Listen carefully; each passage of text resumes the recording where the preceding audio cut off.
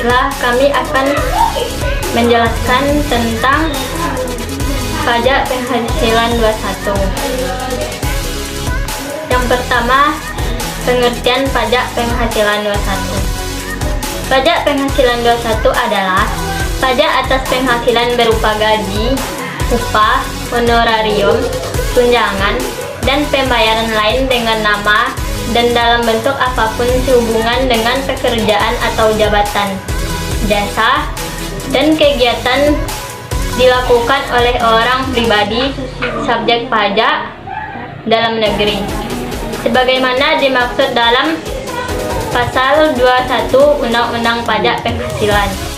Penghasilan yang dikenakan PPh Pasal 21 yaitu penghasilan pegawai tetap, baik teratur maupun tidak teratur, penghasilan penerima pensiun secara teratur, uang pesangon, pensiun, tunjangan hari tua, atau jaminan hari tua yang dibayarkan sekaligus yang pembayarannya melewati jangka waktu 2 tahun, penghasilan pegawai tidak tetap atau tenaga kerja lepas, imbalan kepada bukan pegawai, imbalan kepada peserta kegiatan, imbalan kepada Dewan Komisaris atau pengawas yang bukan merupakan pegawai tetap pada perusahaan yang sama, imbalan kepada mantan pegawai, dan penarikan dana pensiun oleh pegawai.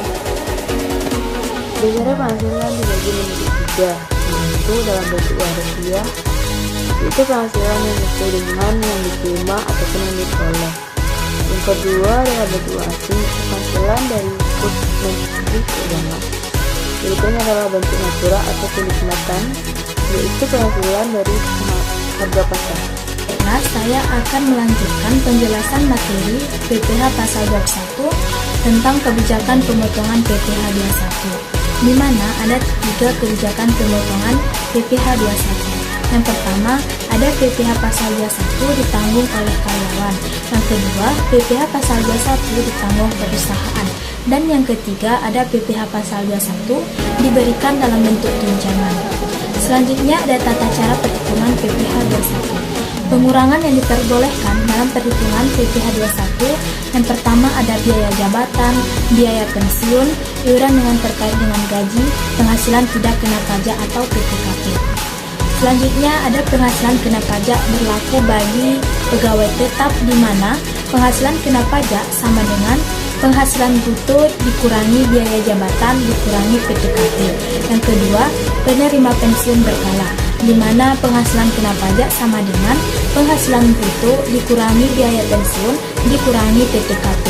Yang ketiga, pegawai tidak tetap, di mana penghasilan kena pajak sama dengan penghasilan bruto dikurang PTKP.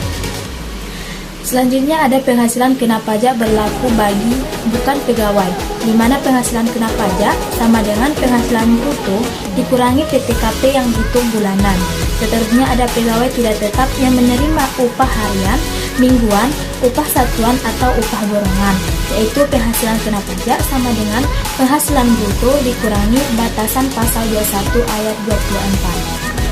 Baiklah, saya akan melanjutkan materi mengenai PPh Pasal 21. Contoh soal PPh Pasal 21. Alia adalah karyawan pada perusahaan PT ABC dengan status menikah dan mempunyai 3 orang anak.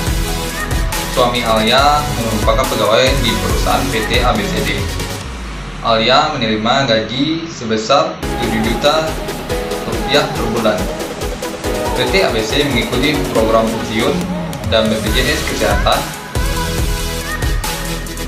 Perusahaan membayarkan iuran pensiun dari BPJS ke tenaga kerjaan sebesar 1% dari perhitungan gaji, yakni senilai 70.000 per bulan. Di samping itu, perusahaan membayarkan iuran jaminan hari tua atau JHT karyawannya setiap bulan sebesar 3,070% dari gaji. Sedangkan Alia membayar iuran JHT setiap bulannya sebesar 2,0% dari gaji. Premi jaminan kecelakaan kerja atau JKK dan jaminan kematian atau JK dibayar oleh pemberi kerja dengan jumlah masing-masing sebesar 0,24% dan 0,3% dari gaji. Pada bulan Mei 2020, di samping menerima pembayaran gaji, Alia juga menerima uang lembur atau overtime senilai 2 juta rupiah.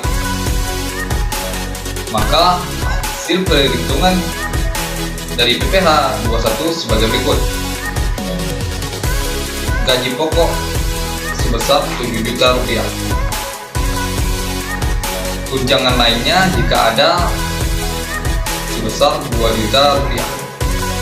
JKK atau jaminan kecelakaan kerja 0,24% dari gaji pokok adalah 16.800. JK atau jaminan kematian 0,3% dari gaji pokok adalah 21.000. Jadi penghasilan brutonya adalah senilai 9.037.800. Pengurangan biaya jabatan 5% dikali 9.037.800 sama dengan 451.890 rupiah. Iuran jaminan hari tua atau JHT 2% dari gaji pokok yaitu sebesar 140.000. Jaminan pensiunan atau JP 1% dari gaji pokok yaitu sebesar 70.000. Penghasilan neto atau neto bersih selama sebulan yaitu sebesar 8.375.910 rupiah. Penghasilan neto setahun 12 bulan dikali 8.375.910 hasilnya 100.510.920 rupiah. Dikurang dengan PTKP sebesar 54 juta rupiah. Jadi penghasilan kena pajak setahun yaitu sebesar 46.510.920 rupiah. Dibulatkan ke bawah menjadi 46.510.000 rupiah. PPh serutang 5% dikali 46.510.000 rupiah 920. Jadi hasilnya 2.325.500 rupiah. PPh pasal 21 bulan Mei yaitu 2.325.500 dibagi dengan 12 bulan hasilnya menjadi 193.792 rupiah. Ilustrasi di atas berlaku bagi wajib pajak yang memiliki nomor pokok wajib pajak atau NPWP. Sementara bagi wajib pajak yang tidak memiliki NPWP akan dikalikan sebesar 120%, sehingga PPh pasal 21 bulan Mei menjadi 193.792 rupiah dikali 120%, maka hasilnya menjadi 232.550 rupiah.